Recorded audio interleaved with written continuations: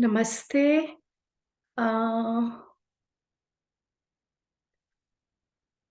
नमस्ते, मैं हूँ सपना खंडेलवाल और फिर से स्वागत कर रहे हैं आपको एक और सेशन में। इनफैक्ट आखिरी सेशन में आज का, वाल्मीकि रामायण का जिसका हम 2 वर्षों से अध्ययन कर रहे हैं। तो बिल्कुल 2 वर्षों के अंदर हम इसे समाप्त करने में कामयाब रहे हैं, आप सभी लोगों की वजह से। वक्ता, स्पीकर और सुनने वाले और सभी लोग चाहिए एक टास्क को सक्सेसफुली फिनिश करने के लिए। पर इससे पहले हम मंत्र कर लेते हैं। ओम रामाय रामभद्राय रामचंद्राय वेधसे रघुनाथाय नाथाय सीताया पतये नमः। ओम रामाय रामभद्राय रामचंद्राय वेधसे रघुनाथाय नाथाय सीताया पतये नमः। रामचंद्र जी की हम आराधना करते हैं, पूजा करते हैं। रामचंद्र जी का के बारे में हम सदियों के बाद भी उनके बारे में चर्चा करते हैं। उनके जीवन पे के बारे में डिस्कशन करते हैं। क्यों? क्योंकि उनके जीवन के चरित्र से, उनके कैरेक्टर से हमें बहुत प्रेरणा मिलती है कि जीवन कैसे जीना चाहिए। जीवन की फिलॉसफी क्या होनी चाहिए, लाइफ किस तरह से कंडक्ट की जानी चाहिए, कैसे अगर प्रॉब्लम्स आती हैं तो हमें अपने आप को और प्रॉब्लम्स को सँभालना चाहिए। तो बेसिक पर्पस हमारे इतिहास को जानने का है।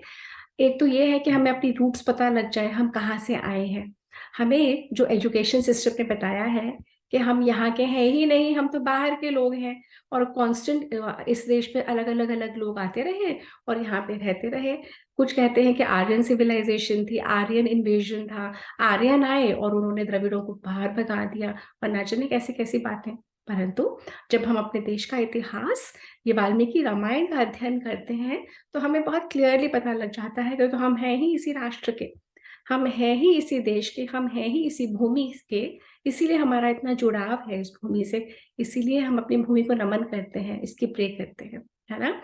तो Valmiki Ramayana voice is very slow, आपको अपनी बढ़ानी पड़ेगी। आप अपने एंड पे वॉइस बढ़ाएँगे तो बढ़ेगी, मेरे एंड से तो पूरी जा रही है। आपकी जो डिवाइस है ना, उसकी आवाज़ बढ़ाएँगे ना, तो आपकी आवाज़ बढ़ जाएगी। है ना? फिर भी मैं ज़ोर से बोलने की कोशिश करती हूँ। मेरे समय पे तो माइक कनेक्टेड है, सब कुछ कनेक्टेड है, पर फिर भी मैं ज़ोर से बोलती हूँ। Thank you Ashima. तो हम जहाँ पे पिछली बार आपके यहाँ से किसी के यहाँ से मुझे आवाज़ आ रही है, प्लीज़ अपने आप को म्यूट कर लीजिए। मधु जी के यहाँ से शायद। हाँ। होता क्या है, अगर कहीं से भी आवाज़ आ रही होती है ना, तो डिस्ट्रैक्ट हो जाते हैं, इसीलिए म्यूट करना पड़ता है।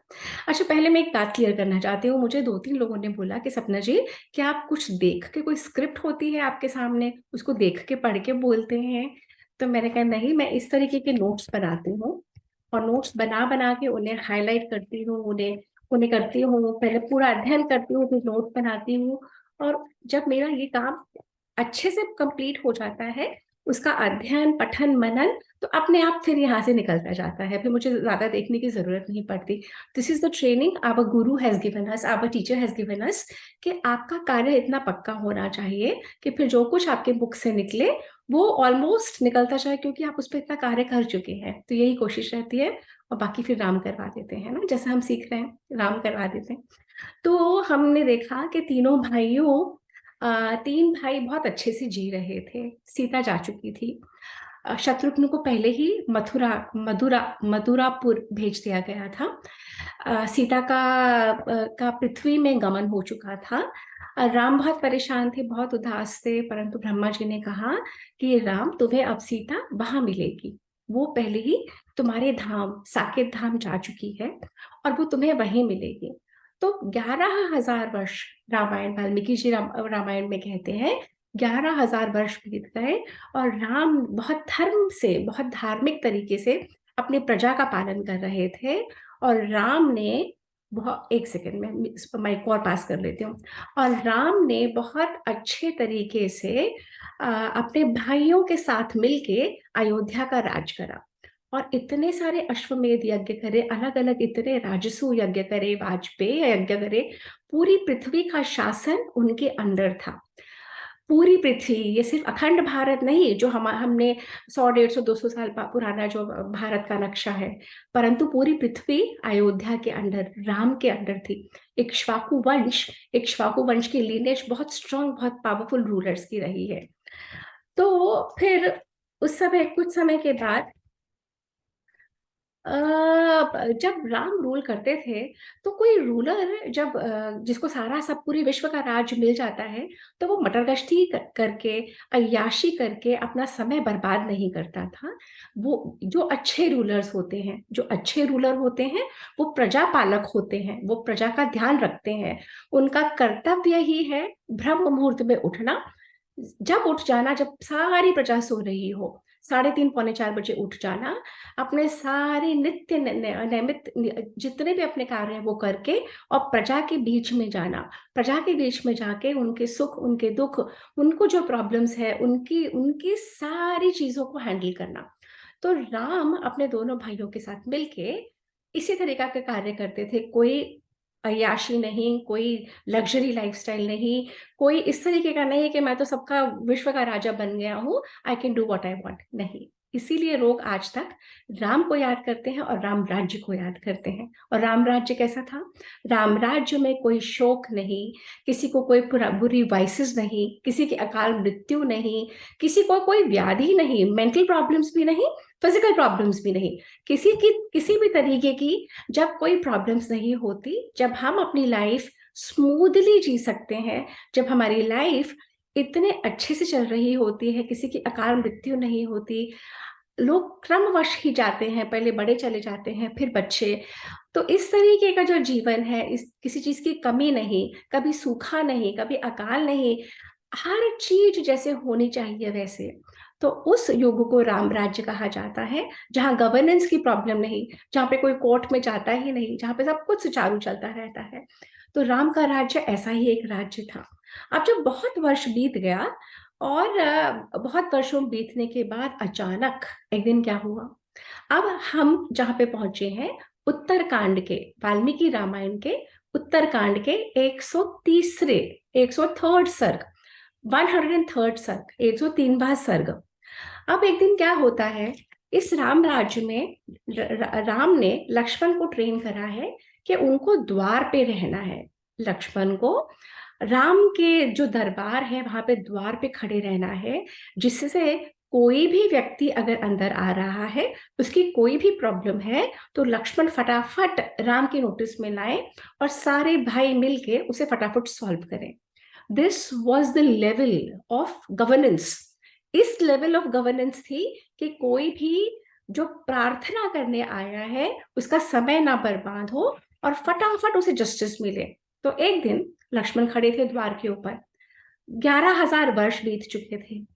लक्ष्मण सीता के गमन के बाद 11,000 वर्ष बीत चुके थे, लक्ष्मण द्वार पे खड़े थे, एंड सडनली लक्ष्मण देखते हैं कि एक तपस्वी इतना इतना तेज से, जैसे कि सूर्य का तेज उनके अंगों से निकल रहा था, और इतने बड़े महर्षि ज्ञात होते थे, और वो वे दरबार में चल के आए। तो लक्ष्मण ने कहा, हाँ जी बताइए, हम आपका क्या कार्य कर सकते हैं? उन्होंने कहा, जो तपस्वी आए थे, उन्होंने कहा कि मुझे रामचंद्र जी से बहुत आवश्यक कार्य है, मैं रामचंद्र जी से मिलना चाहता हूँ, और जो मुझे कार्य है मैं आपको नहीं बता सकता, मैं उन्हीं को बताऊंगा। तो लक्ष्मण ने कहा, ऐसा कौन सा कार्य है? मैं रामचंद्र जी का छोटा भाई हूँ, और मैं आपको हेल्प कर सकता हूँ, जो भी आपका कार्य है मैं आपको कमिट करता हूँ कि मैं वो कार्य पूरा करूंगा। तो उन्होंने कहा, नहीं, मैं जो भी मेरा कार्य है, मैं सिर्फ श्री रामचंद्र जी के सामने बताऊंगा। तो लक्ष्मण दौड़े दौड़े अंदर गए। लक्ष्मण ने कहा, हे राम, आपका जो धर्म पूर्वक आप प्रजा का पालन कर रहे हैं, उसकी ख्याति सिर्फ यह लोक, पृथ्वी में नहीं, बल्कि हर लोक में इतनी व्याप्त हो गई है कि दूर दूर से लोग आपसे मिलने हैं आ रहे हैं। आप जानते हैं, एक महर्षि खड़े हुए हैं बाहर, जो स्वयं किसी देवता के समान है। उनके मुख से, उनके पूरी पर्सनालिटी से इतना तेज निकल रहा है, और वे आपसे मिलना चाहते हैं। तो रामचंद्र ने जय जी ने कहा, जरूर उनको लेके आओ अंदर। तो लक्ष्मण जब उनको अंदर लेके जाते हैं, तो वे जो तपस्वी आए थे, उन्होंने कहा श्री राम से कि श्री राम, जो मैं आपसे अब कहना चाह रहा हूं, ये सिर्फ हम दोनों के बीच में वार्तालाप रहना चाहिए। जो बात मैं आपसे अभी कर रहा हूं, कहूंगा, मैं हूं महर्षि अतिबल का दूत। मैं महर्षि अतिबल का दूत हूँ, और मेरे मास्टर ने, मेरे गुरु ने मुझसे कुछ कहलवाया है। परंतु उन्होंने ये भी कहा है कि जो कुछ भी मुझे कहना है, वो सिर्फ आपके और मेरे बीच में रहना चाहिए। और आपको मुझे ये प्रॉमिस करना होगा कि अगर इस बात को, इस वार्तालाप को कोई सुन ले, या कोई हम दोनों को बोलता हुआ भी सुन ले, तो वो आपके द्वारा वध्य के समान होगा। यानी कि अगर ये कोई बात सुन ली किसी ने, या किसी ने देख लिया हम दोनों को बात करते हुए, तो आपको उसका वध करना पड़ेगा। तो श्री राम ने एक पल तो सोचा, फिर श्री राम ने कहा, अगर ये इतनी इंपॉर्टेंट बात है और महर्षि अतिबल ने आपको भेजा है, आप उनके दूत हैं और उनके कार्य पूर्ति के लिए यहाँ आए हैं, तो ये कार्य मैं जरूर करूंगा। उन्होंने लक्ष्मण से कहा, हे लक्ष्मण, तुम अभी जाओ, सारे द्वारपालों को हटा दो, और तुम स्वयं द्वार पे खड़े हो जाओ, और किसी को भी अंदर मत आने देना। किसी को भी ये बात ना तो सुनाई पड़े, ना हम दोनों का वार्तालाप सुनाई पड़े, ना कोई देख सके। तो लक्ष्मण ने कहा, जो आ गया। लक्ष्मण चले गए द्वार के ऊपर, वहां पे खड़े हो गए। अब जो आए थे अंदर, उन्होंने कहा कि हे श्री राम, मैं काल हूं, मैं स्वयं काल हूं, और मैं आपका पुत्र हूं। आपने मुझे बनाया, आप विष्णु हैं। आपने, जब पूरी सृष्टि का लय हुआ था, और जब सारे के सारे लोग आपके अंदर समाहित हो गए, और जब आप शीर उसमें समुद्र में शेषनाग की शैया के ऊपर जब आप शयन करते हैं, तो आपने मुझे पैदा किया। तो राम चुपचाप सुनते रहे। तो उन्होंने कहा कि हे विष्णु, हे श्री राम, मुझे ब्रह्मा जी ने भेजा है। ब्रह्मा जी ने कहा है,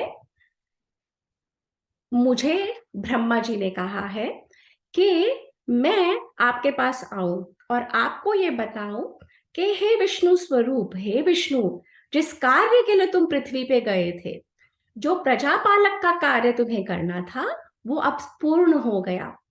और मैं आपको ये स्मरण कराऊं कि जब आप शेष शैया के ऊपर विराजमान थे, तो आप ही की नाभि में से कमल उत्पन्न हुआ था, और उस कमल से ब्रह्मा जी उत्पन्न हुए थे। और उससे पहले आपने ही लेटे हुए उस शेष शैया के ऊपर ये तीनों लोकों की रचना करने वाले मुझसे पहले आपने तक्षक और अनंत नाग का आप ही के अंदर से उद्भव हुआ था, और आप ही के अंदर से मधु और कैटभ नाम के दो दैत्य, दो बड़े बड़े राक्षस उत्पन्न हुए थे। और उन्हीं की हड्डियों के समूह से ये पृथ्वी, ये मेदिनी, ये भरी हुई थी। इतने बड़े बड़े दैत्य थे। आप ही ने अपने अंदर से पृथ्वी का उद्गम किया था।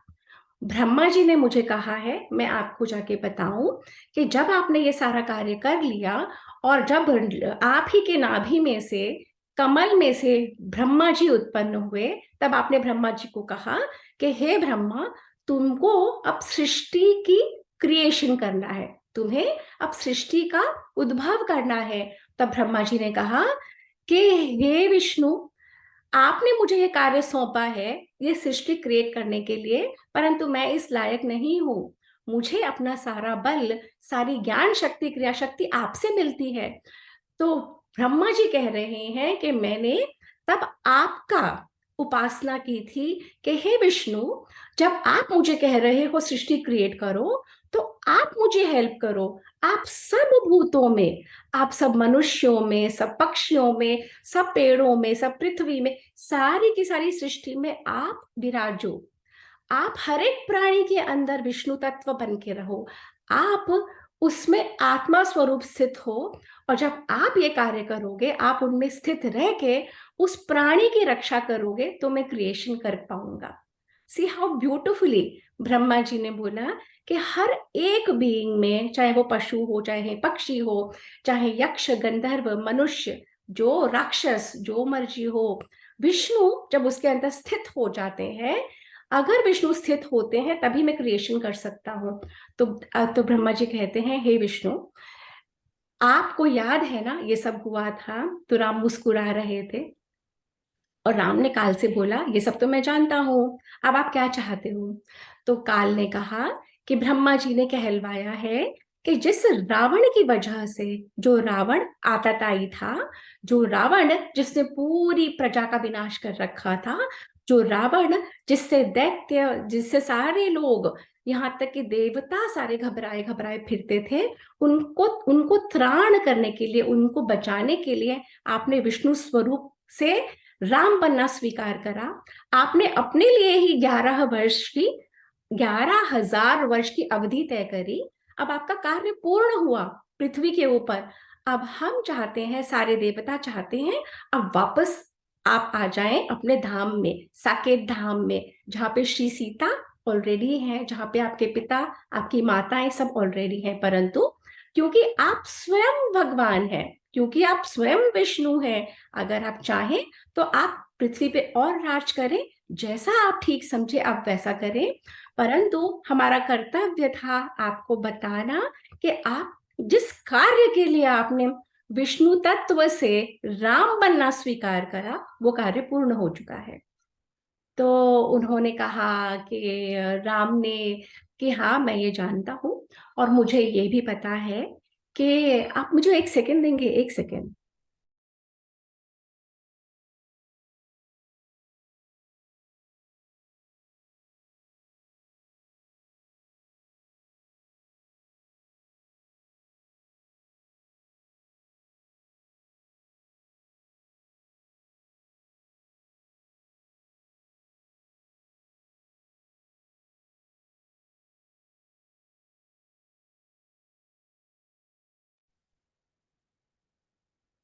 हाँ, सॉरी, क्षमा करें, तो मेरा थॉट फ्लो भी टूट गया।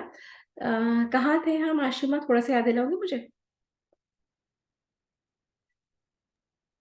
वो श्री राम कह रहे थे कि ये तो मुझे पता है, तो अब मेरे को। हाँ, तो श्री राम कहते हैं, ये तो मुझे पता है कि मेरा कार्य संपूर्ण हुआ, और मैं ही तुम्हारे बारे में चिंतन कर रहा था, इसीलिए तुम आए हो। तो जैसे कि हम नहीं कहते कि मैनिफेस्ट करो, कि जो कुछ हमें चाहिए वो यूनिवर्स में थॉट डाल दो तो वो चीज होके रहती है। तो श्री राम कह रहे थे, मैं तो स्वयं चिंतन कर रहा था। और श्री राम मंद मंद मुस्कुराने लगे कि मैं मुस्कुरा रहा था, मैं तुम्हारे बारे में सोच रहा था, इसलिए ब्रह्मा जी ने तुम्हें भेज दिया। और हे काल, तुम ब्रह्मा जी को जाके बोलो कि मुझे पता है, मुझे ज्ञात है कि मेरा अब पृथ्वी पे लीला संवरण का समय है। एक समय होता है अवतरण का, जब अवतार होता है, और अब समय है संवरण का, यानी कि समेटने का। और धन्यवाद मुझे ये बात बताने के लिए कि ये संवरण का समय है, और मैं अब वही कार्य करूंगा। अब जब ये चल रहा था, तो तब उतने में यहाँ पे काल से श्री राम की बात हो रही थी। काल ने श्री राम को प्रणाम करा, और काल वापस चले गए भगवान की स्तुति करते हुए। और उधर जहाँ पे लक्ष्मण खड़े थे द्वार पे, वहां पे आए दुर्वासा ऋषि। नहीं, काल और श्री राम का वार्तालाप चल रहा है, और उधर आए दुर्वासा ऋषि। अब दुर्वासा ऋषि को देखते हुए तो अच्छे अच्छे लोग घबरा जाते हैं। लक्ष्मण विष्णु का 1/4 अंश है, परंतु वे भी घबरा गए। तो उन्होंने दुर्वासा ऋषि से कहा, हाँ ऋषि, मैं कैसे आपकी सहायता कर सकता हूँ, मैं क्या कर सकता हूँ आपके लिए? दुर्वासा ऋषि ने कहा, मैं अभी इसी क्षण श्री राम से मिलना चाहता हूँ। तो उन्होंने कहा कि इसी क्षण तो पॉसिबल नहीं है, क्योंकि श्री राम किसी और के साथ वार्तालाप कर रहे हैं, किसी और के साथ कुछ महत्वपूर्ण कार्य कर रहे हैं। दुर्वासा ऋषि ने कहा, अभी इसी क्षण अगर मुझे तुमने श्री राम से नहीं बिलवाया, तो मैं श्री राम का ही नहीं, अपितु तुम्हारा, भरत का, शत्रुघ्न का, तुम्हारी सारी अयोध्या की प्रजा का। कहीं से आवाज आ रही है, प्लीज अपने आप को म्यूट करिए। मैं सिर्फ तुम्हारा ही नहीं, राम भरत शत्रुघ्न, तुम्हारी सारी प्रजा का, सारी सृष्टि का, सबका विनाश कर दूंगा। और अब इस समय इतना क्रोध मेरे अंदर है, इस क्रोध को मैं अपने अंदर नहीं रख सकता। तुमने इसी क्षण अगर मुझे श्री राम से नहीं मिलवाया तो फिर देखो क्या होता है।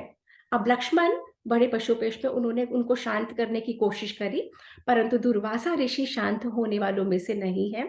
लक्ष्मण ने एनालाइज करा कि या सिर्फ मेरी एक की मृत्यु, क्योंकि जो अंदर हो रहा है, जब जो संवाद चल रहा है, वहां कोई गया, किसी ने देखा, किसी ने सुना, तो उसको वध करना पड़ेगा। यहां सिर्फ मेरे अकेले की मृत्यु या पूरे संसार की मृत्यु, क्या क्या चीज बेटर है। लक्ष्मण ने दोनों चीजों को वे करा, लक्ष्मण ने एनालाइज करा, और लक्ष्मण ने कहा कि मैं अकेला मृत्यु लेने के लिए तैयार हूं, परंतु पूरे संसार का वध दुर्वासा ऋषि से होता नहीं देख सकता। तब लक्ष्मण वहां पे पहुंचे जहां पे श्री राम और काल का संवाद चल रहा था। अब जैसे ही श्री राम को बताया कि दुर्वासा ऋषि आए हैं, तो काल ने तो प्रणाम किया और काल चले गया। और श्री राम ने कहा कि दुर्वासा ऋषि को कहो मैं आ रहा हूं। और अब हम पहुंच गए हैं 104th चैप्टर के ऊपर। तो नहीं, 105th चैप्टर, 2 चैप्टर्स मैंने खत्म कर दिया, उसमें 2 सर खत्म कर दिया। तो उन्होंने कहा, तो रामचंद्र पहुंचे दुर्वासा ऋषि के पास कि हाँ ऋषिवर, मैं क्या कर सकता हूँ, आपकी कैसे सेवा कर सकता हूँ।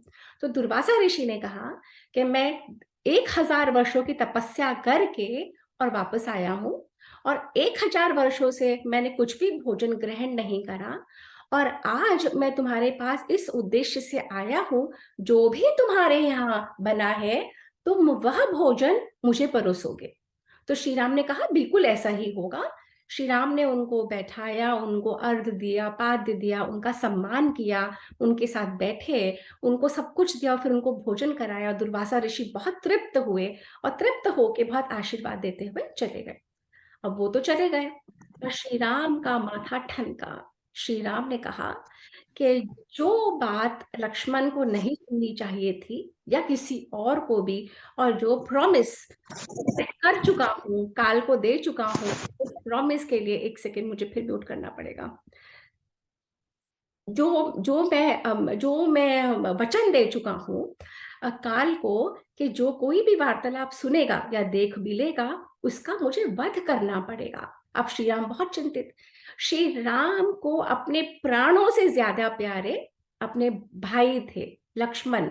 लक्ष्मण के बिना वो अपने जीवन को विजुअलाइज भी नहीं कर सकते थे, पर राम जानते थे कि कुछ तो करना होगा। अब राम ने अपने सब सब सारी दरबार में जितने थे ऋषियों को, मुनियों को, वशिष्ठ ऋषि को, और सब लोगों को, सारे इंपॉर्टेंट मिनिस्टर्स को बुलाया, और राम ने उनसे कहा कि हे, ये जो जितनी भी सभा बैठी है, मैं आप लोगों से बहुत इंपॉर्टेंट बात करना चाहता हूँ। आज ऐसे ऐसे कुछ हुआ था, मुझे किसी को प्रॉमिस करना पड़ा था कि वो बात अगर कोई सुनेगा तो वो मेरे द्वारा वध्य माना जाएगा, और अनफॉर्चुनेटली वह बात लक्ष्मण ने हमें बात करते हुए या देख ही लिया या सुन लिया। अब आप बताइए कि मैं क्या करूं। तो वशिष्ठ मुनि के एकदम वशिष्ठ मुनि 2 क्षण के लिए चुप हो गए, और उन्होंने कहा कि हे राम, जो तुम बता रहे हो उससे उपाय अब कुछ भी नहीं है। यह जो मैं देख रहा हूं, जो मैं अपने तपोबल से देख चुका हूं, जो मैं पहले ही अपने अंदर झांक चुका हूं, मुझे पता है कि अब आपने जो वचन दिया है, आप अगर उस पे नहीं बैठते, नहीं उसको रखते, तो पूरे पृथ्वी पे धर्म का लोप हो जाएगा, और वो बहुत विनाशकारक है सबके लिए। जो श्रेष्ठ आचरण करते हैं उसी पे सब लोग फॉलो करते हैं। अगर श्रेष्ठ लोग अपना आचरण छोड़ देते हैं तो सब लोगों में प्रॉब्लम्स, पूरी सोसाइटी का कोलैप्स हो जाता है। तो वो आप नहीं कर सकते। आप धर्म पे चलने वाले मर्यादा पुरुषोत्तम हैं, आपको अपना वचन रखना पड़ेगा। और जो ये अब हो रहा है ना, जो नियति ने लिख रखा है, जो विधि के विधान है, जो पूर्व काल से अपने अगले पिछले जन्मों के क्रियाकलाप चले आ रहे हैं, और हमारे पैदा होने से पहले हमारे मृत्यु का तरीका जो निश्चित हो जाता है, जो समय निश्चित हो जाता है, उसमें देवता और स्वयं भगवान भी कुछ नहीं कर सकते। आपको यह कार्य करना ही होगा। तो श्री राम बहुत सोच में पड़ गए, श्री राम उदास हो गए, श्री राम रोने लगे, श्री राम का मुख से अश्रुओं की धारा बहने लगी। श्री राम का मुख ऊपर उठा के देख ही नहीं पा रहे थे, पर उन्होंने रियलाइज करा कि उन्हें कुछ कदम उठाना पड़ेगा। और वहां पे लक्ष्मण कहते हैं, हे भ्राताश्री, बिल्कुल भी दुविधा में मत पड़ो। ये कार्य जो आपको करना है, ये आपको करना ही है। आप मेरे बड़े भाई हो, आप मर्यादा पुरुषोत्तम हो, आप कभी भी अपना वचन नहीं तोड़ सकते, आपको मेरा वध करना ही होगा। तब बहुत सोच समझ के वशिष्ठ ऋषि की सलाह से राम इस नतीजे पे आते हैं कि जो ऋषि मुनि होते हैं या जो बहुत पहुंचे हुए आत्माएं होती हैं, वध करना और त्याग करना वो एक समान होता है। अगर आपने किसी को त्याग दिया तो वो उसका वध करने समान होता है। तो श्री राम बहुत दुखी मन से, बहुत तकलीफ में आके और लक्ष्मण को कहते हैं, हे हे लक्ष्मण, मैं आज से अभी से तुम्हारा परित्याग करता हूँ। और लक्ष्मण के आंखों में आंसू, और बगैर एक शब्द बोले लक्ष्मण पलटते हैं और मुड़ के चले जाते हैं। तो वाल्मीकि जी इतना इतना जैसे जैसे शब्दों में वाल्मीकि जी ने लिखा है, कोई भी जब तक यहाँ पे पहुंचता है आप बिना टच हुए नहीं रह पाते। जैसे ही लक्ष्मण पलट के जाते हैं और लक्ष्मण चलते चलते चलते सरयू के तट पे पहुंचते हैं, सरयू नदी को प्रणाम करते हैं, लक्ष्मण योग में स्थित रह के अपनी प्राण वायु को रोक लेते हैं, अपने श्वासों को रोक लेते हैं, और श्वासों को रोकते हुए बैठे बैठे प्रणाम करते हुए और अपने ही शरीर के साथ, और उधर से इंद्र आते हैं, इंद्र आदि देवता स्वर, ये वह काल है जब travel between the different Lucas were possible. आजकल इंटरगैलेक्टिक ट्रैवल पे बहुत काम हो रहा है। आज से 20 साल वर्ष पहले अगर कोई कहता कि हम जूम के माध्यम से बात कर रहे हैं तो हम बिलीव नहीं करते। इसी तरीके से टेक्नोलॉजी उस समय की, जो हम अभी बिलीव नहीं कर पाते, पर हमारे शास्त्र क्लियरली बताते हैं, सारे देवता और सारे अप्सराएं, यक्ष, गंधर्व आकाश में स्थित हो जाते हैं, और वो विमान लेके आते हैं, और वो लक्ष्मण को सशरीर बैठा के अपने विमान में स्वर्ग ले जाने, अपने लोक में ले जाते हैं, और जबरदस्त फूलों की वहां से वर्षा होती है, और सब लोग ऊपर खड़े स्थित लक्ष्मण को प्रणाम करते हैं। तो इस तरीके से लक्ष्मण का महाप्रयाण हो जाता है, लक्ष्मण की इस पृथ्वी पर लीला समाप्त हो जाती है, लक्ष्मण यहाँ से चले जाते हैं।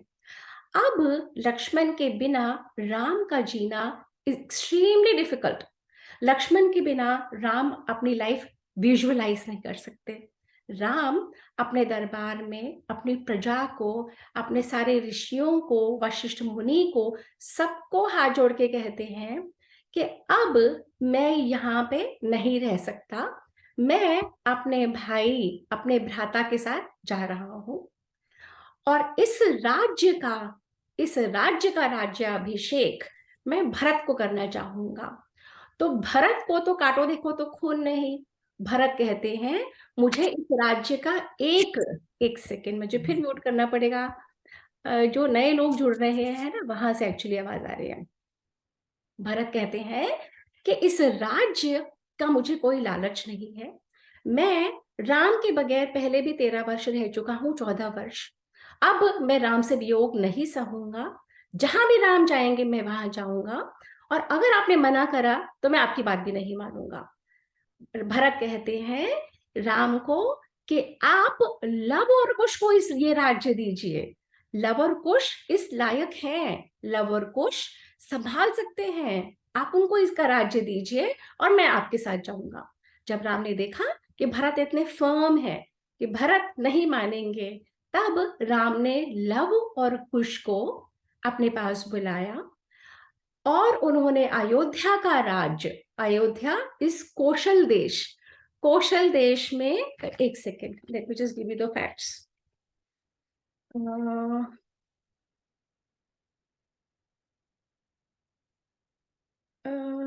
एक सेकेंड। हाँ, तो उन्होंने बुलाया और इसको दो हिस्सों में करा। दक्षिण कौशल में तो उन्होंने कुश को राज्य दिया और उत्तर कौशल में उन्होंने लव को राज्य दिया। अब ये जो okay, let me bring it you later. और फिर उन्होंने कहा कि तब वशिष्ठ ऋषि ने कहा कि राम, आप इनका राज्याभिषेक तो कर देंगे, पर आपने अपनी प्रजा की हालत देखी है? आपकी प्रजा कितनी दुखी हो रही है, आपकी प्रजा भूमि पे बैठ गई है, आपकी प्रजा ऐसी हो गई है कि किसी में प्राण नहीं है। और कोई भी अच्छा राजा अपनी प्रजा के हित में कार्य करता है, कोई भी अच्छा राजा अपनी प्रजा के विरुद्ध, प्रजा की इच्छा के विरुद्ध कार्य नहीं करता। और आप देखिए किस स्टेट में आपकी प्रजा आ गई है, और आप इस स्टेट में अपनी प्रजा को छोड़ के नहीं जा सकते। जब वशिष्ठ ऋषि ने राम को ये कहा, तब राम ने हाथ जोड़ के अपनी प्रजा से कहा कि हे अयोध्यावासी, हे अयोध्या की पुरी के वासी, मैं आपका क्या कार्य सिद्ध कर सकता हूँ? मेरे पास अब और कुछ नहीं है देने के लिए। तो सब अयोध्या वासियों ने, बड़े बूढ़े बच्चे बालक, सब लोगों ने कहा, राम, हम आपके द्वारा त्याज्य नहीं हैं, हम आपको अपने आप को त्यागने नहीं देंगे। जहां आप जाओगे वहां हम जाएंगे। अगर आप वन में जाओगे हम वन में जाएंगे, अगर आप नदी में जाओगे हम नदी में जाएंगे, अगर आप पहाड़ों पे जाओगे हिमालय में हम वहां जाएंगे। जैसे भी आप करोगे हम आपके साथ जा रहे हैं, हम यहाँ पे नहीं रहेंगे। एंटायर प्रजा and Ayodhya is huge. Ayodhya is and जब जैसे पूरा का पूरा पृथ्वी अयोध्या से कंट्रोल होती है, तो you can imagine the extent of Ayodhya. Ayodhya इतनी बड़ी है। एक सेकेंड, आप में से जो भी जुड़ रहे हैं ना, प्लीज म्यूट कर लीजिए अपने आप को। अयोध्या इतनी बड़ी, इतनी विशाल है, और सारी प्रजा दरबार के आसपास इकट्ठी है, कह रही है राम को, हम आपको जाने नहीं देंगे, अगर आप जाओगे हम आपके साथ जाएंगे। राम यहाँ पे महाप्रयाण की यात्रा पे निकले हैं, राम अपनी लीला का संवरण कर रहे हैं, राम इस पृथ्वी से उनकी लीला समाप्त होने वाली है, और पूरी की पूरी अयोध्या उनके साथ जाने को तैयार है। तो भरत पहले कहते हैं कि सबसे पहले हमें लव और कुश का राज्याभिषेक करना होगा। तो दक्षिण कौशल में कुश को राज्य देंगे, उत्तर कौशल में लव को राज्य देंगे। अब राम अपने दोनों बच्चों का, दोनों पुत्रों का राज्याभिषेक करके, वाल्मीकि जी लिखते हैं, उन्होंने दोनों का गाढ़ आलिंगन किया, दोनों को हक करा, और दोनों का बहुत प्यार से उनका मस्तक चूमा, उनका यहाँ पे उनको चूमा, उनको अपने गले से लगाया। उन दोनों को राम ने कई हजार रथ दिए, 10,000 हाथी ईच दिए, 1,00,000 घोड़े दोनों को अलग अलग दिए, प्रचुर रत्न और धन से संपन्न रिष्ट पुष्ट मनुष्यों से घिरे उन दोनों को अयोध्या से दूर राज्य मिला है। कहाँ पे राज्य मिला है? उनका राज्य लव का राज्य कहते हैं। लव को मिला है श्रावस्ती, श्रावस्ती, परंतु लव का को जहां राज्य मिला था उसको लवपुर भी कहने लगे, उसको फिर लोहपुर कहने लगे, और काल के साथ उसका नाम हो गया लाहौर। तो कहते हैं लव को जहां राज्य मिला, जिसकी राजधानी, जिसका कैपिटल था श्रावस्ती, वो उस पूरे एरिया का नाम था लवपुर, फिर वो बना लोहपुर, और फिर कोई सब कहते हैं कि लाहौर बन गया है। तो अब जो पाकिस्तान है, जो 1947 तक हिंदुस्तान ही था, भारत था, उस लाहौर में एक लाहौर फोर्ट है, जैसे अपने यहाँ पे रेड लाल किला है, बिल्कुल क्वाइट सिमिलर उस तरीके का वहां पे लाहौर फोर्ट है। उस फोर्ट के अंदर एक बंद कमरे में एक लोह टेम्पल, लव टेम्पल, लोह टेम्पल आज भी है। पाकिस्तान में हिंदू बहुत सारे उस समय रह गए थे, पर काल के साथ साथ हिंदू वहां पे समाप्त होते चले गए, और आज भी वो जो लोह टेम्पल वहां पे है, लव टेम्पल, वो जो जैसे यहाँ पे है ASI, archaeological survey of India, ऐसी वहां की है आर्कियोलॉजिकल सर्वे ऑफ पाकिस्तान। उसमें 145 मॉन्यूमेंट्स हैं जो स्टेट प्रोटेक्शन में है। उनमें से सिर्फ एक हिंदू टेम्पल है और वो है लव का टेम्पल है। और वो लव है हमारे श्री राम के पुत्र लव, जिनके नाम से लवपुर, लोहपुर, लाहौर ऐसे कहते हैं। और कुश को कहाँ का राज्य मिला? कुश को जहाँ का राज्य मिला उनका है कुशावती नगर। कुशावती नगर से कहते हैं कि जो आजकल के कुशवाहा राजपूत, कुशवाहा राजपूत, कुश से तो बहुत सारे राजपूत डायनेस्टी अपनी लिनेज की, अपनी फैमिली ट्री में बताती हैं कि हम कुश के वंशज हैं। लव के वंशज हैं वो लोग बताते हैं। अलग अलग राजपूतों के अलग अलग क्लैन में आज भी फैमिली ट्रीज हैं जो अपने आप को लव का वंशज बताती हैं, और कुशवाहा राजपूत हैं जो अपने आप को कुश का वंशज बताते हैं। और जब मेरे अध्ययन के दौरान एक कुशाइट किंगडम आता है जो इजिप्ट की तरफ वो लोग ट्रेस करते हैं, अगर हम, आई एम अज्यूमिंग कि अगर और एंसेस्ट्री स्टडी करी जाए तो लव और कुश के किंगडम्स बहुत बहुत दूर तक फैले हुए थे और उनकी लिनेज आज तक चल रही है। तो जब जैसे ही इन दोनों का राज्याभिषेक कर देते हैं, फिर उसके बाद राम दूत को भेजते हैं शत्रुघ्न के पास। शत्रुघ्न के पास दूत को भेजते हैं। शत्रुघ्न, जो हम पहले पिछले सेशन में देख चुके थे कि जो एक हफ्ते का टाइम लगता है अयोध्या से जहां पे शत्रुघ्न थे, वहां पे 3 दिन 3 रात तक घुड़सवार चल के और शत्रुघ्न के पास पहुंचते हैं और शत्रुघ्न को बताते हैं कि हे शत्रुघ्न, हे राजा, जो तुम्हारे कुल है, जो तुम्हारे कुल के, तुम्हारे राम और तुम्हारे भरत, लक्ष्मण का महाप्रयाण हो चुका, राम और भरत अपनी अंतिम यात्रा पे चल रहे हैं, लव और कुश का राज्याभिषेक हो चुका है और हम आपको बताने आए हैं और आप शीघ्र करिए और तुरंत अयोध्या चलिए। तो शत्रुघ्न सबसे पहले अपने पुत्रों को बुलाते हैं और अपने पुत्रों को बुला के, और उनके हैं 2 पुत्र, और अपने पुत्रों को बुला के उनका राज्याभिषेक कर देते हैं। उनको कहते हैं, एक सेकेंड, दोनों पुत्र का उनके पुत्रों का नाम है सुबाहु। तो सुबाहु को तो मथुरापुर, जो आज के का कहते हैं, आज का मथुरा है। सुबाहु जो शत्रुघ्न के पुत्र हैं उनको राज्य मिलता है मथुरा का, और शत्रुघाती को मिलता है विदिशा का। तो शत्रुघ्न के कितने पुत्र हैं? 2। उनके पुत्रों का नाम है सुबाहु, जो बड़ा है उसको मथुरा का राज्य दे देते हैं। शत्रुघाती जो पुत्र है उसे विदिशा का राज्य दे देते हैं, और जो मथुरा के राज्य की सेना के 2 भाग करते हैं, दोनों पुत्रों को दे देते हैं। जो बांटने वाला योग्य जो भी धन है वो भी दोनों तरफ दे देते हैं, और दोनों को अपनी अपनी राजधानी में स्थापित करके शत्रुघ्न फटाफट वहां से निकलते हैं। अकेले अकेले रथ में निकलते हैं और तुरंत एक दिन में, कहते हैं वो 24 घंटे 36 घंटे में पहुंच जाते हैं। और वहां पे वो देखते हैं कि अयोध्या की पूरी नगरी राज दरबार के वहां पे आ चुकी है। वो देखते हैं कि उनका, शत्रुघ्न देख रहे हैं कि उनके अपने बड़े भाई श्री राम तेज से प्रज्वलित हो रहे हैं। उनमें इतनी एफिल्जेंस है, उन्होंने बिल्कुल महीन वस्त्र पहन रखे हैं, वो बिल्कुल फोकस्ड है और वे बिल्कुल यात्रा पे निकलने को तैयार हैं। इधर देखते नहीं, वो इधर देखते नहीं। शत्रुघ्न उनको आके प्रणाम करते हैं और शत्रुघ्न कहते हैं, मैं आपसे कुछ भी नहीं सुनूंगा, सिर्फ आपको बता रहा हूं कि मैं अपने दोनों पुत्रों का राज्याभिषेक करके आ गया हूं और मैं आपके साथ जाऊंगा और आप मुझे मना करिएगा मत, क्योंकि मैं आपकी आज्ञा का उल्लंघन नहीं करना चाहता, पर मैं कुछ नहीं सुनूंगा। अब राम समझ जाते हैं कि शत्रुघ्न भी उनकी बात नहीं मानेगा, तो राम उन्हें कहते हैं जैसे तुम्हारी इच्छा।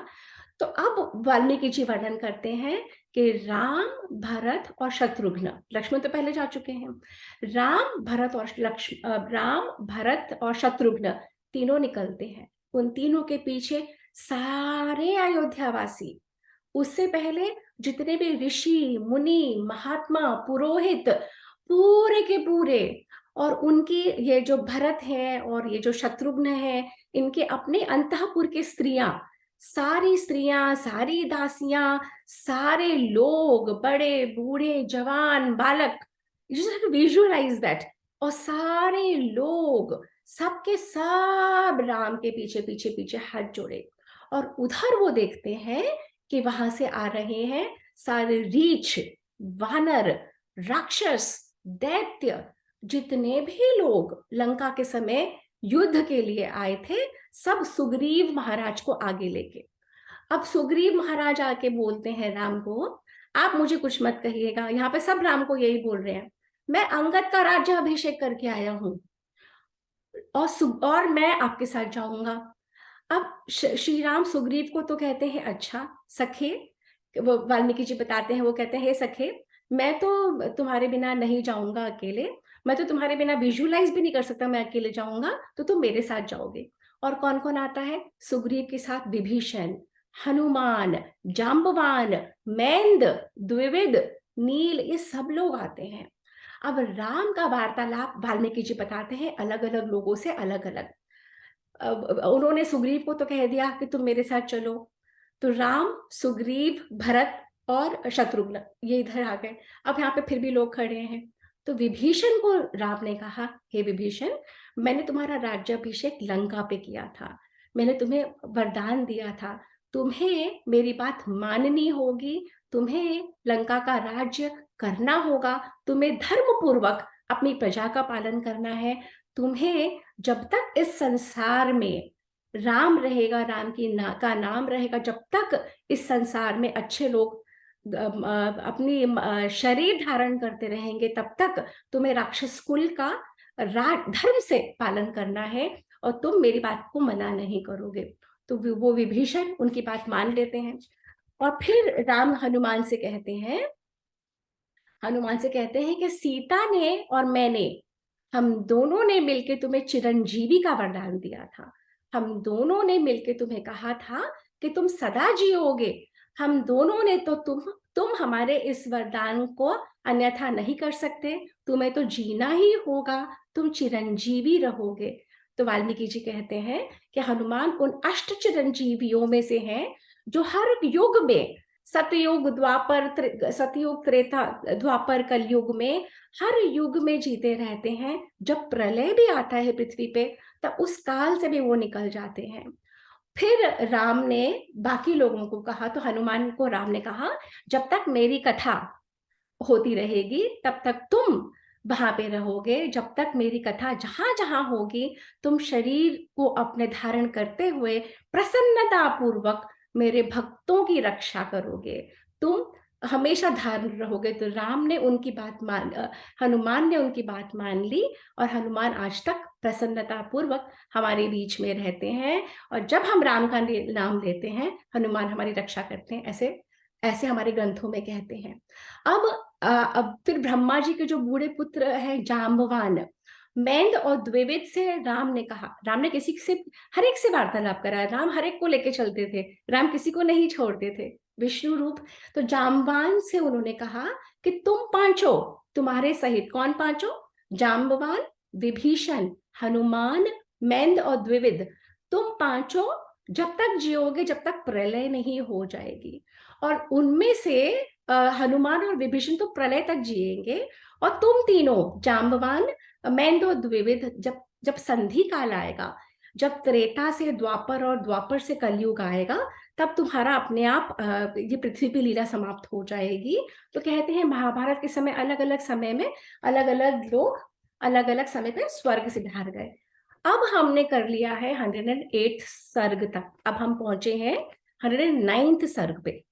अब 109वां जो सर्ग है, वहां पे रात, ये सब करते करते रात बीत जाती है। अगले दिन सुबह यात्रा पे निकलना है। अब यात्रा कहाँ की? महाप्रयाण की यात्रा। राम के पीछे सब लोग हैं, इतने सारे रीछ, वानर, राक्षस, ये सब भी जुड़ गए हैं। जो मेन मेन को राम रोक सकते थे, राम ने रोक लिया, पर अब इतनी सारी विशाल करोड़ों लोग जा रहे हैं, करोड़ों लोग जा रहे हैं राम के साथ।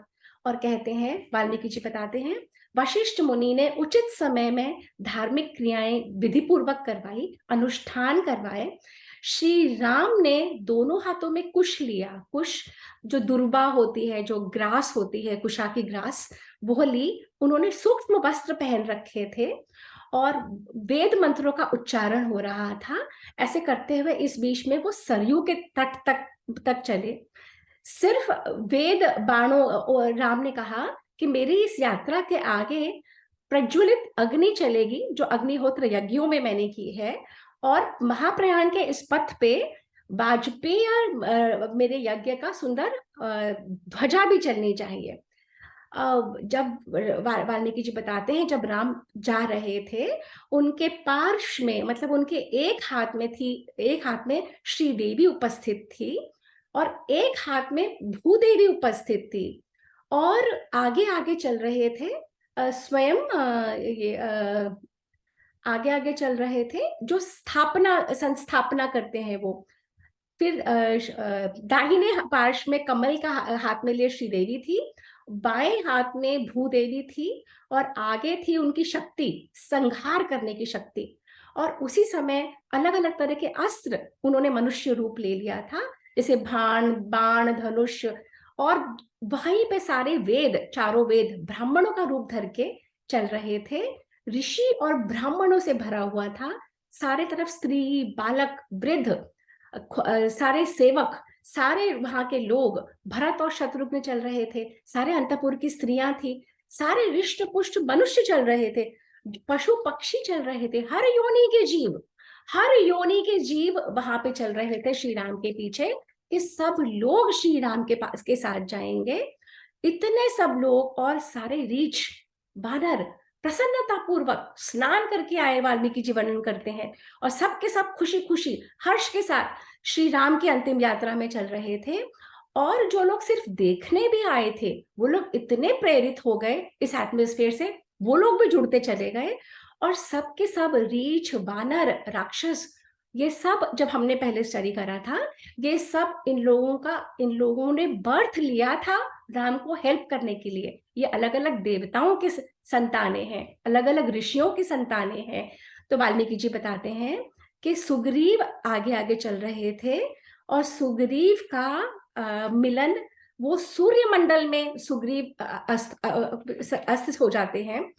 इसी तरीके से वहां पे बड़े जोर जोर से बाजे बजने लगे, मंद मंद सुगंधित हवाएं होने लगी, सारे आकाश में सारे देवता, ब्रह्मा जी सब स्थित हो गए वो देखने के लिए। वाल्मीकि जी बताते हैं कि जितनी ड्रामेटिक एंट्री थी राम की जब वो पैदा हुए थे, इतना बड़ा यज्ञ हुआ था, उस यज्ञ में से एक पुरुष ने आके वो खीर दिया था, तो दशरथ ने सबको बांटा था, सबने प्रे करा था कि हे विष्णु तुम अवतार लो। अब वाल्मीकि जी वर्णन करते हैं कि जब राम का जाने का समय है, तो किस तरीका का एटमॉस्फेयर था, किस तरीके से करोड़ों लोग उनके साथ चल रहे थे, नाचते गाते, पूरी अयोध्या खाली हो गई थी। बड़े बड़े बाजे, सारे गंधर्व, यक्ष, सब लोग वहां पे आ गए थे। ब्रह्मा जी आकाश में थे, आकाश में करोड़ों विमानों से आकाश भर गया था। और तब ब्रह्मा जी ने ऊपर से ही कहा, हे विष्णु, आप हमारा सौभाग्य है, आप परम धाम में लौट रहे हैं, आप जैसे भी चाहें, आप इस मनुष्य शरीर में आना चाहें तो वैसे आइए, आप निर्गुण निराकार स्वरूप में आना चाहते हैं तो आप वैसे आइए, आप चतुर्भुज रूप में चार भुजाओं के साथ आना चाहें तो वैसे आइए, आप ही का सब कुछ है, आप ही की योग माया सीता आपके लिए वेट कर रही है, वो ही आपको जानती है। अब सारे देवता, सारे ऊपर आकाश में स्थित स्तुति करते हैं, भगवान की लीला पृथ्वी पे समाप्त हो रही है, तो वो यश गान करते हैं, स्तुति करते हैं। वो कहते हैं, कुछ इंद्र, अग्नि, देवता, मरुदगण सब स्तुति कर रहे हैं, हे प्रभु, आपके ही धर्म के आचरण से आपने ही शरीर लिया, आपने ही राक्षसों से इस पृथ्वी को बचाया, आपने ही सब कुछ करा, और आप ही अब अपनी लीला का एंड कर रहे हैं, और आप जैसे करना चाहते हैं आप वैसे करिए। तब राम ब्रह्मा जी को कहते हैं, देखो वो तो मुझे पता है, पर ये इतने करोड़ों लोग जो मेरे साथ आ रहे हैं, ये सिर्फ मेरी भक्ति की वजह से आ रहे हैं, इनको तुमको अच्छा लोक देना पड़ेगा, इनको अच्छी गति देनी पड़ेगी, इनका यहाँ तक आना विफल नहीं होना चाहिए। तो ब्रह्मा जी मुस्कुराने लगे। ब्रह्मा जी ने कहा, जितने भी लोग आपके साथ आ रहे हैं, इन सबको संतानक लोक में दूंगा, जो ब्रह्मलोक के पास ही है, ब्रह्मलोक से ही कनेक्टेड है। आजकल नासा में भी साइंटिस्ट अलग अलग लोकों के बारे में, अलग अलग गैलेक्सीज के बारे में, अलग अलग स्पेस के बारे में स्टडी कर रहे हैं। हमारे यहाँ 7 लोकों का वर्णन ऊपर है, 7 लोकों का वर्णन पृथ्वी के नीचे है। तो ब्रह्मा जी ने कहा, इन सबको, चाहे वो पशु हो, चाहे पक्षी हो, चाहे जो भी हो, जैसा भी जिसने कृत्य किया हो, क्योंकि वो आपके भक्त हैं, इस समय महाप्रयाण की यात्रा में आपके साथ हैं, इन सबको संतानक लोक मिलेगा। और ब्रह्मा जी ने कहा, समस्त लोकों में आप ही हो, आप ही की वजह से सब कुछ है, आप ही ने किया। फिर ब्रह्मा जी ने, जैसे जैसे फिर राम ने कुछ सोचा, जैसे ब्रह्मा जी ने कहा आप शरीर में आना चाहो शरीर में, चतुर्भुज में चतुर, तो राम ने कुछ सोच के इसी शरीर में और विमान पे बैठे, और इसी, और लक्ष्मण, भरत को और शत्रुघ्न को विमान में बैठाया। एक एक, और सुग्रीव सूर्य की मंडल में, बिकॉज वो सन गॉड के बेटे हैं, वो सूर्य की मंडल में चले गए। ऐसे सब लोगों को विमान में बैठा के ऊपरों से दिव्य पुष्पों की वर्षा हो रही थी, दिव्य गान चल रहा था, दिव्य अप्सराएं दिव्य नृत्य कर रही थी। The entire atmosphere was so beautiful. भगवान जैसे पृथ्वी पे आए थे, भगवान का पृथ्वी पे से जाना उतना ही ड्रामेटिक। और उनके साथ जितने भी करोड़ों लोग थे, वो सरयू के जल में आए, सरयू के जल में डुबकी मारी, और जैसे ही उन्होंने डुबकी मारी, अपने आप को उन्होंने विमान पे बैठा पाया। वो कैसे? जैसे हम दिल्ली में बैठते हैं फ्लाइट में, और 2 घंटे के बाद हम मुंबई में पहुंचते हैं, हम पहुंचते हैं ना, हमारी डेथ नहीं होती, हमारी वहां बर्थ नहीं होता, हम पहुंच जाते हैं ना। सिमिलरली जो वाल्मीकि जी बताते हैं कि जिन्होंने भी यहाँ पे सरयू की नदी में, जल में गोता लगाया, उन्होंने सशरीर अपने आप को विमान पे बैठा पाया। और एंटायर ह्यूमैनिटी, एंटायर पूरा का पूरा सब लोग चले गए।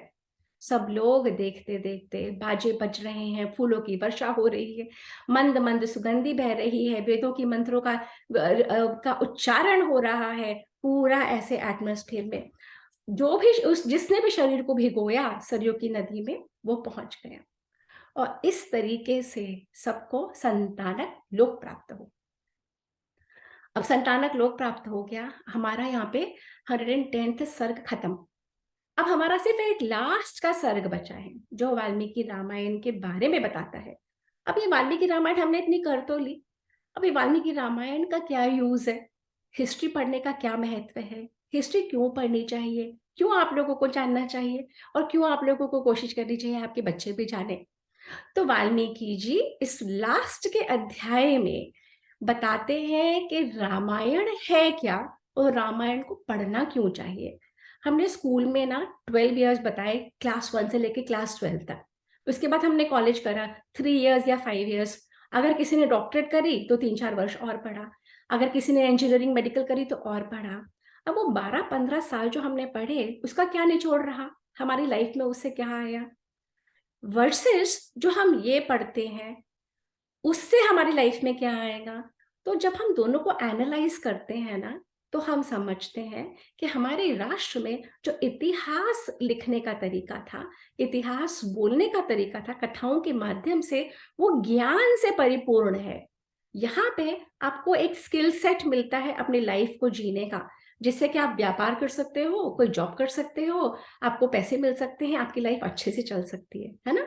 और अगर आप ये भी करो और ये भी करो, तो आपको एक जीवन जीने का तरीका आता है कि कैसे अपनी लाइफ को बेस करना चाहिए, जो सिर्फ इसी लोक के लिए नहीं, परंतु अपने अलग अलग लोगों के लिए एक अलग अच्छा आचरण, एक आपका व्यवहार कैसे होना चाहिए, एक आपकी लाइफ में क्या रिस्पॉन्सिबिलिटीज हैं, क्या ड्यूटीज हैं, वो सारा आपको इतिहास से पता लगता है। हिस्ट्री जैसे कॉलोनाइजर्स ने बताया, या हिस्ट्री जैसे हमको मिली है, जैसे हमको अभी तक बताया कि इन्वेजन आफ्टर इन्वेजन, मुगलों के 6 के नाम हमें पता है, अपने बाकी कुछ नहीं पता। इन्वेजन आफ्टर इन्वेजन, के भारत तो कभी एक था नहीं, अलग अलग लोग आके राज्य करते गए, और तुम तो हमेशा मरे टूटे लोग हो, तुम्हारे पास तो कुछ था नहीं, तुम तो सिर्फ गुलाम बनने के लायक, यही सिखाया गया। वर्सेस जब हम अपना इतिहास पढ़ते हैं, उसमें क्या है सीखने के लिए, तो अब वाल्मीकि जी कहते हैं, ये लास्ट सर्ग है जो मैं अब आपके साथ शेयर कर रही हूँ। वाल्मीकि जी कहते हैं, अब इस पॉइंट पे सब जा चुके हैं, इस पॉइंट पे राम की अयोध्या खाली, राम की अयोध्या में कोई नहीं है। कोई ऐसा राजा पूरे इतिहास में, पूरे संसार के इतिहास में अगर मिल जाए आपको कि जब राजा गया पूरी की पूरी प्रजा चली गई साथ में, willingly they wanted to go with him। Ram इतना अफेक्शनेट, राम ने इतना लव दिया था लोगों को कि सबके सब चले गए, अयोध्या बिल्कुल खाली। अब कुश और लव कहते हैं, कुश और लव कहते हैं कि श्री वाल्मीकि के द्वारा निर्मित ये रामायण काव्य, ये इतना ही है, इसका आख्यान उत्तरकांड सहित, अश्वमेध यज्ञ के बाद जो हुआ और उत्तरकांड सहित ये श्री राम वाल्मीकि का निर्मित काव्य है। इनका जो विष्णु स्वरूप है श्री राम, वो वापस विष्णु धाम में अपने चले गए, और इस पावन चरित्र को जो कहता है और जो सुनता है, जो सुनता है और जो कहता है, वो बहुत बड़े सौभाग्य की बात है। ये मामूली बात नहीं है, ये बहुत बड़े सौभाग्य की बात है। यह पापों का नाश करती है, ये वेदों के समान है, ये रामायण काव्य वेदों के समान है। इसको श्राद्धों में जरूर पढ़ के सुनना चाहिए, सुनाना चाहिए।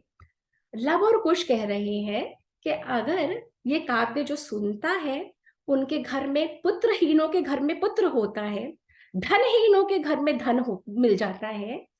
एक चरण का पाठ जो रोज पढ़ता है, उसको सारे पापों से छुटकारा मिल जाता है। जो एक श्लोक पर नित्य, एवरीडे, जैसे ब्रश एवरीडे करते हो ना, अगर एक श्लोक आप रोज पाठ करोगे तो आपके जितने भी पापों की पाप राशि है, सारा अकाउंट, वो भी नलीफाई हो जाता है। वाल्मीकि जी कहते हैं कि चाहे अगर आप कुरुक्षेत्र में जाके स्वर्ण का दान करो, गोल्ड का दान करो, वर्सेस आप ये रामायण का पाठ करो, आपको दोनों का बराबर पुण्य मिलता है। वाल्मीकि जी कहते हैं, इसको सुनने से आपकी आयु की वृद्धि होती है, पुत्र पौत्रों की प्राप्ति होती है, मृत्यु लोक में, स्वर्ग लोक में भी आपका सम्मान होता है। अगर आप एकाग्र चित्त हो के कॉन्सेंट्रेशन से इसे सुनते हो और इसे आचरण में लाते हो, इसे अपने व्यवहार में लाते हो, तो आपकी सदगति होती है। वो कहते हैं कि अयोध्या को सूनी करके राजा चले गए, अयोध्या को सूनी करके राजा चले गए, राजा राम। अयोध्या सूनी तब तक रहेगी जब किसी काल में, किसी युग में ऋषभ नाम के राजा आएंगे और अयोध्या का पुनः पुनः उसका विस्तार होगा। वाल्मीकि जी कहते हैं, मैं प्रचेता का पुत्र, सब कहते हैं ना कि वाल्मीकि किसी डाकू की संतान है, बिल्कुल गलत। वाल्मीकि रत्नाकर डाकू है, बिल्कुल गलत। ये इंटरनल एविडेंस है रामायण ग्रंथ का कि वाल्मीकि जी प्रचेता के पुत्र हैं। प्रचेता यानी वरुण देवता, प्रचेता के 10th पुत्र हैं वाल्मीकि। और वो कहते हैं कि अश्वमेध यज्ञ अगर 1000 बार कोई करता है और 10,000 बार कोई वाजपेय यज्ञ करता है, उनका पुण्य और वाल्मीकि रामायण का पुण्य एक बराबर है।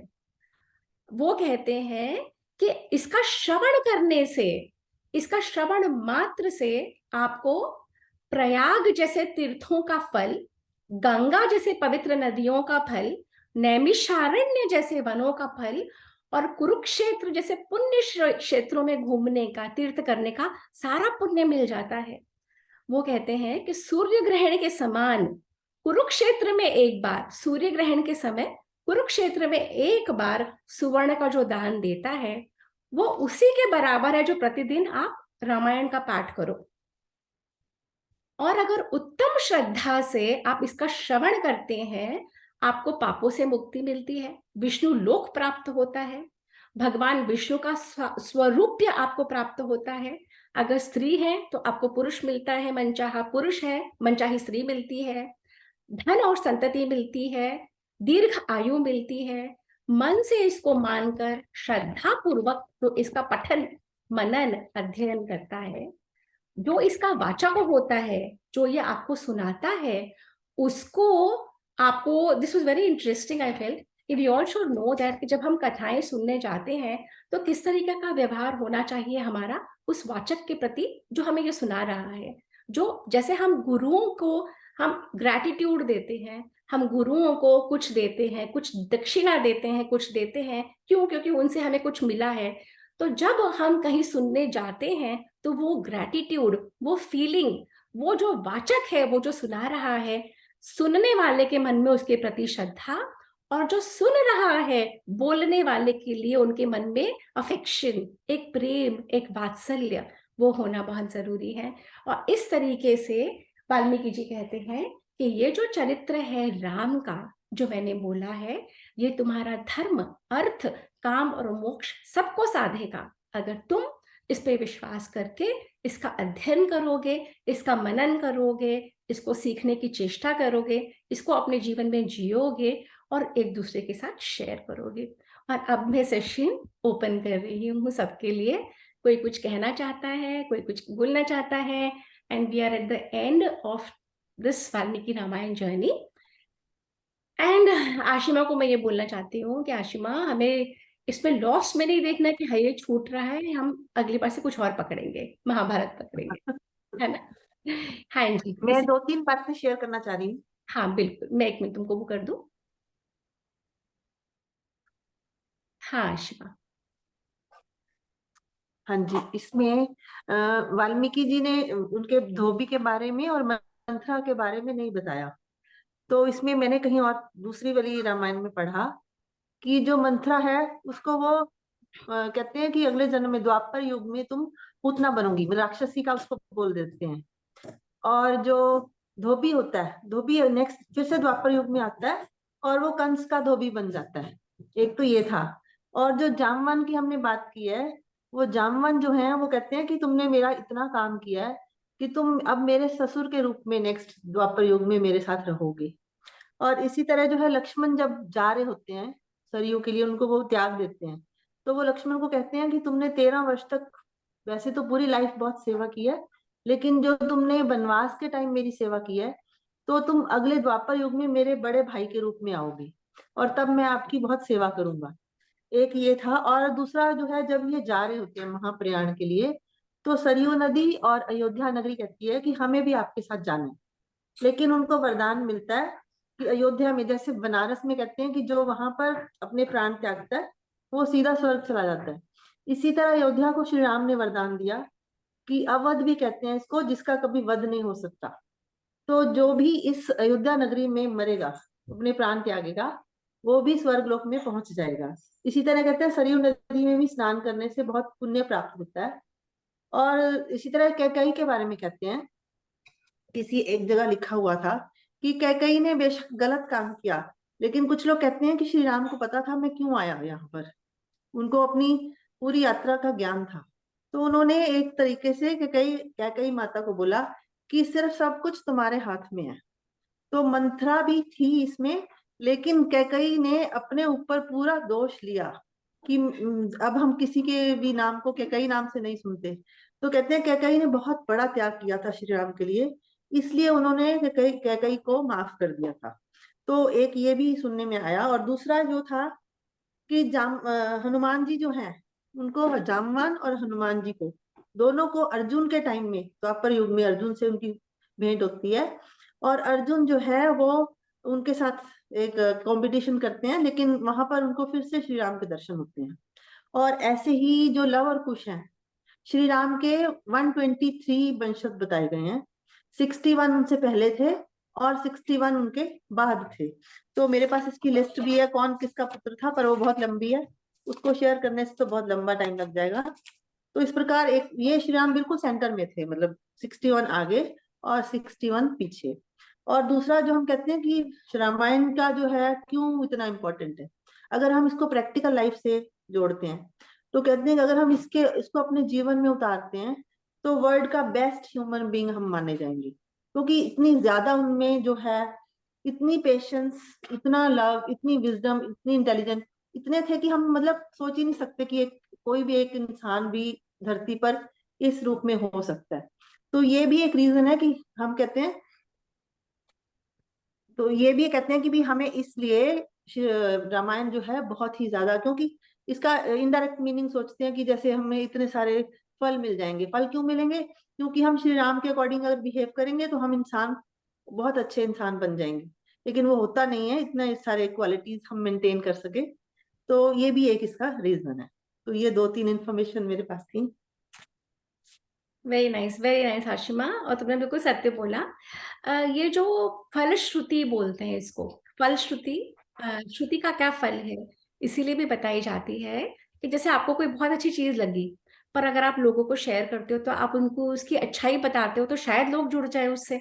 तो वाल्मीकि जी तो चाहते थे कि जो उन्होंने लिखा, जो उनके द्वारा ये काव्य रचा गया, वो मैक्सिमम लोगों तक पहुंचे। तो वाल्मीकि जी ने उसकी जब फलश्रुति लिखी, तो उन्होंने ऐसी ऐसी चीजें उसमें लिखी कि शायद इसी बहाने कोई सुन ले, शायद इसी बहाने कोई कर ले, शायद इसी बहाने कोई कर ले। और अगर जो सुनेगा, हमारा आचरण कैसे होगा? जो हम सुनते हैं, देखते हैं, पढ़ते हैं, वैसे ही हम बनते चले जाते हैं। इसे ही सत्संग बोलते हैं। तो अगर हम रामायण का रोज अध्ययन करेंगे, चाहे एक श्लोक, चाहे 5 श्लोक, अगर हम रामायण का रोज एक एक पन्ना पढ़ेंगे, तो धीरे धीरे मन बुद्धि वाणी सब बदलती है, आपकी बदलेगी ही बदलेगी। तभी वो कहते हैं कि फलश्रुति में कि इतना कर लो तो आपको ये पुण्य मिलेगा। पुण्य कैसे मिलेगा? आपके कर्म आपके साथ, क्योंकि आपका आचरण बदल जाएगा। जो आप पढ़ोगे, जो आप देखोगे, जो बोलोगे, वो सुनने में आपका व्यवहार बदल जाएगा। तो आशमा, बिल्कुल तुमने ठीक कहा। पारुल, तुम कुछ कहना चाहती हो?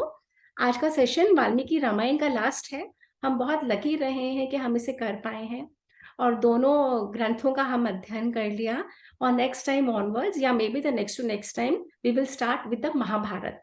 गीता प्रेस गोरखपुर की महाभारत का अध्ययन हम शुरू करेंगे। जो हमसे लोग जुड़े हैं, सबसे आग्रह है कि आप लोग अपने घरों में महाभारत का टेक्स्ट मंगवाइए। ये अंग्रेजों की सोची समझी साजिश थी। वो नहीं चाहते थे कि हम स्ट्रांग बने, इसलिए उन्होंने हमारे मनों में महाभारत के प्रति ये कहलवाया, ये हमारे मनों में भर दिया, इसको रखने से युद्ध होता है, इसको रखने से आप स्ट्रांग बनते हो, ये आपका इतिहास है, इसको रखने से आप इतना सीख जाओगे। महाभारत हमारा इतिहास पुराण है, हर एक भारतीय को जानना चाहिए। तो देवदीदी फाउंडेशन इसका अध्ययन शुरू कर रही है। आप लोग सब महाभारत मंगवा लीजिए। हाँ पारू, कुछ कहना है तुमको? अच्छा लगा, और ये मुझे बहुत ही ज्यादा अच्छा लगा कि जो तुम बता रहे हो अलग अलग जो लाभ मिलते हैं, वो खाली सुनने से मतलब जो हमारे व्यवहार में बदलाव आएंगे वो हमारे लिए पॉजिटिव होंगे। So it is not that के वो पढ़ने से आपको कुछ होगा, लेकिन आप बदलोगे, उसकी वजह से आप में बदलाव आएंगे जो आपके जीवन में आपको और भी ज्यादा सरल करेंगे। हाँ, So this is what I really appreciated, and I really enjoyed the journey. It was amazing. बहुत ही आंखों के आगे ऐसे उसका चित्रण हुआ है कि वो डिस्क्राइब करना या कनेक्ट होना बहुत इजी हो गया है। बिल्कुल।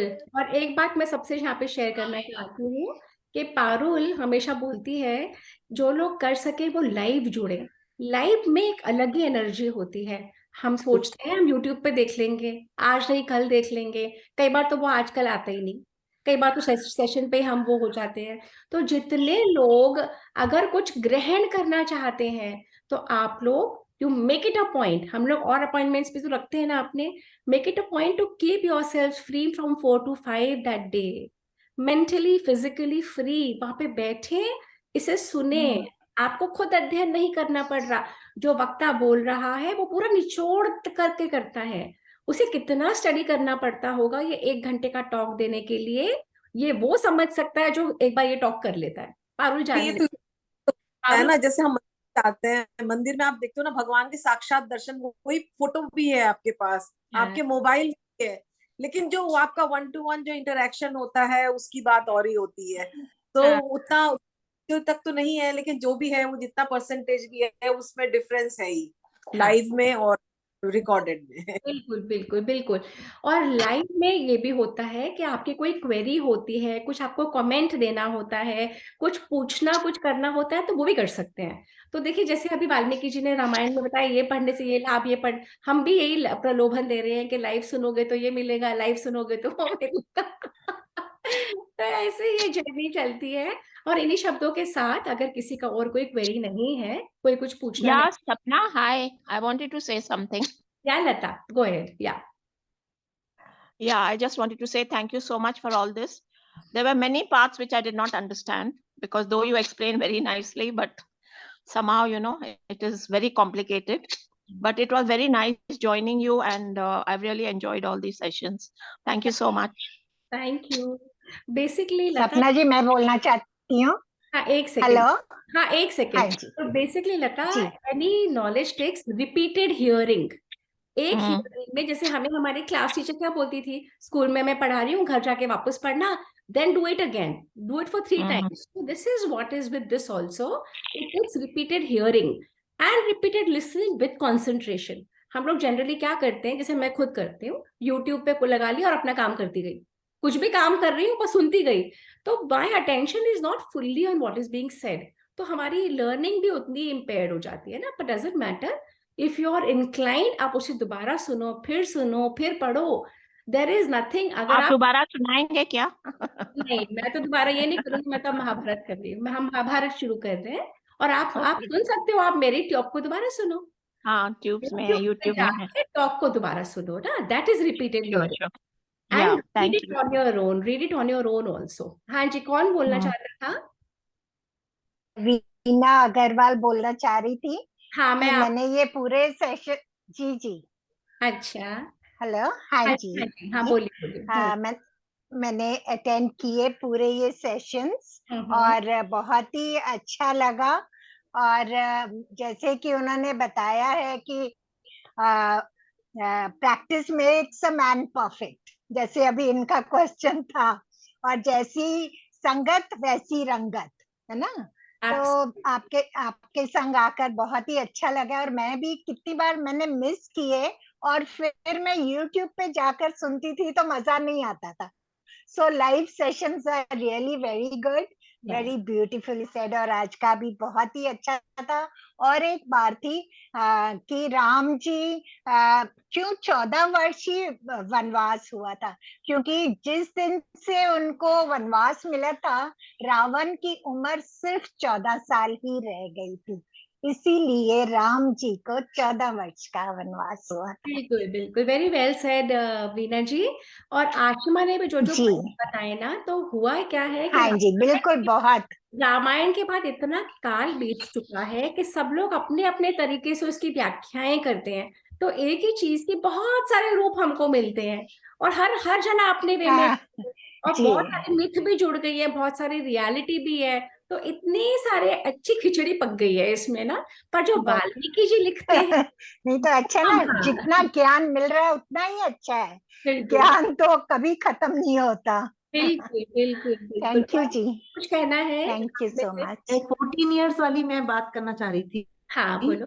कि उस टाइम जो था लीगल पॉइंट था कि कोई भी एक इंसान अगर 14 ईयर्स तक एक जगह से दूर रहता है तो उसके एक तो लीगल राइट्स खत्म हो जाते हैं, वो और किसी दूसरा जो है किसी, उसको, वो जो तुम बोल रही हो ना, वो मेरी भी निगाह में आया था, पर वो किसी किसी लैंड का ये रूल था कि 14 ईयर्स तक अगर आप नहीं हो तो वहां पे आपकी सिटीजनशिप चली जाती है, समथिंग लाइक दैट ना, वही बता रही हो ना। हाँ हाँ, वो किसी किसी लैंड के लिए था, बिल्कुल। अच्छा, और किसी को कुछ और कहना है? दूसरा ये भी था, हाँ दूसरा ये भी था कि 14 साल में लोग भरत को अडॉप्ट कर लेंगे और श्री राम को भूल जाएंगे। ये हाँ भी एक कई की हाँ बात थी। हाँ हाँ, बिल्कुल, दोनों बातें उन्होंने बोली है। उनकी स्पेकुलेशन यही थी कि 14 वर्ष इनफ होते हैं किसी को भूलने के लिए और वो करने के लिए। Anybody else has anything to say, comment? So we are ending the Valmiki Ramayana today, and we will be starting with Akanksha. Wishes to say something? Yes, Akanksha, how are you? Very well. Uh, so nice. Wanted to just congratulate all of you. You Thank all you. have done so well. Literally, I'm tearing up to see this. This is so beautiful. I've tried to log in whenever I could. हाँ I but it's just such a beautiful attempt by all of you.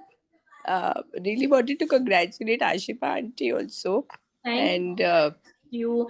you in particular, who have led this entire initiative so beautifully, so beautifully. I was just feeling so proud that there are people who are taking the culture forward so with such passion. I'm I very proud कि इतनी छोटी लड़की, इतने youngster, just a 35-year-old, and you're doing this. I'm so proud of you. I'm so proud of you. We are so proud of you.